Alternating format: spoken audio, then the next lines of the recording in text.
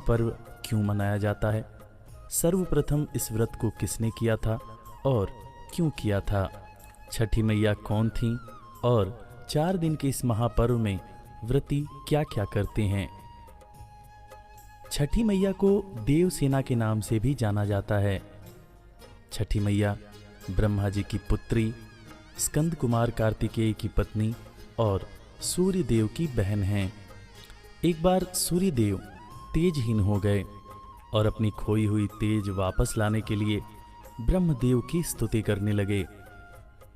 ब्रह्मदेव ने प्रकट होकर सूर्य देव से कहा कि प्रकृति के मूल अंश से मैंने कार्तिक मास के शुक्ल पक्ष में षष्ठी तिथि के दिन देवसेना को प्रकट किया।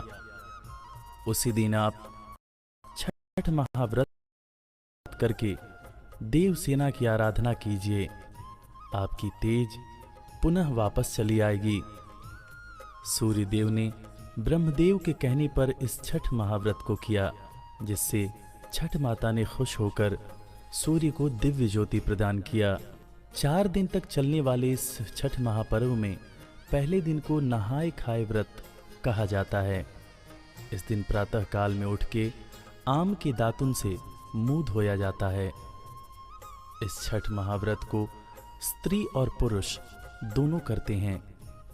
इस दिन घर की साफ सफाई की जाती है और दिन भर निराहार रह के शाम को कद्दू तथा चने की दाल को चावल के साथ पकाकर इसका प्रसाद बनाया जाता है तथा छठ व्रती इसी प्रसाद को ग्रहण करते हैं।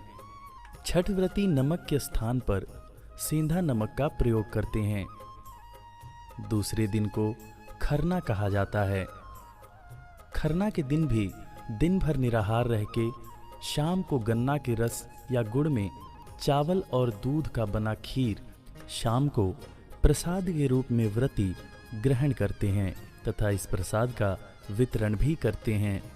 छठ महापर्व के तीसरे दिन व्रती अपने घर में साफ सफाई एवं पवित्रता के साथ आम की लकड़ी से अग्नि प्रज्वलित करके ठेकुआ बनाते हैं।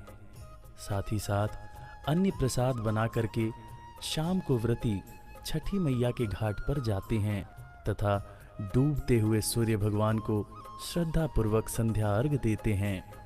इस दिन व्रती बिना अन्न और जल ग्रहण किए निराहार रहते हैं। अगले दिन सूर्योदय के साथ ही सूर्य और छठी मैया को कच्चे गाय के दूध में गंगा जल मिश्रित करके सूर्य देव और छठी मैया को पुनः अर्घ देते हैं तथा अपनी मनोकामना की पूर्ति के लिए छठी मैया और सूर्य भगवान से प्रार्थना करते हैं और गाय के कच्चे दूध का पारण करके व्रत को तोड़ते हैं।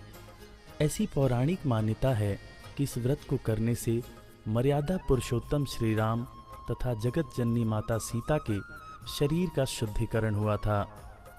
साथ ही साथ श्री कृष्ण के पुत्र सांब को कुष्ठ रोग से मुक्ति मिली थी और प्रिय व्रत को छठी मैया की असीम अनुकंपा से पुत्र रत्न की प्राप्ति हुई थी। छठी मैया बड़ी दयालु है। उसके भक्त सच्चे हृदय से जो कुछ भी मांगते हैं छठी मैया उनकी मनोकामना जरूर पूरी करती है। यूपी और बिहार के अलावा विश्व के कोने कोने में जहाँ भी उत्तर भारतीय रहते हैं इस छठ महापर्व को बड़ी श्रद्धा और भक्ति के साथ मनाते हैं। छठी मैया का ये पावन व्रत जो कोई भी श्रद्धा भक्ति पूर्वक करता है छठी मैया उसकी सारी मनोकामनाएं पूरी करती हैं।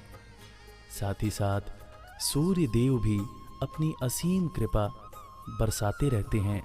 हमारी पूरी टीम की तरफ से